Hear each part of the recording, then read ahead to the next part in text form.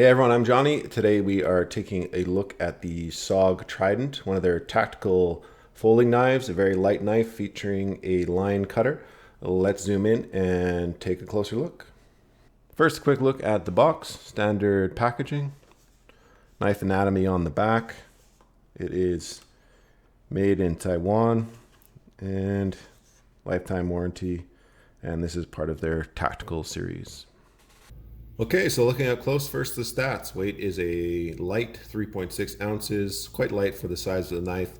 Blade length is 3.75 inches overall, and the total length is 8.5 inches. Blade steel is AUS 8. Handle is a glass reinforced nylon handle, which is very grippy and lightweight, and it also feels quite durable to me. For the clip, you have a SOG engraved clip, low carry, no problems there. It's also reversible. You have a line cutter, which is always a nice feature. This one is pretty standard and uses the blade of the knife when it's closed, as you can see. Opening the knife requires a few pounds of pressure for the first 1/4 of the inch, and then movement glides open quite smoothly, quite quickly, no complaints there. Blade is a clip point with half serration, black tie knife finish like most SOG tactical knives. One nice feature of this knife is the optional safety.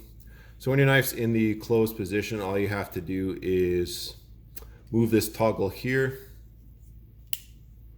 and the blade will lock in place until you flip the toggle back. Quite simple. Overall, I like this knife, especially the grip, and I can recommend it if you are looking for a good everyday carry and might need a line or a seatbelt cutter.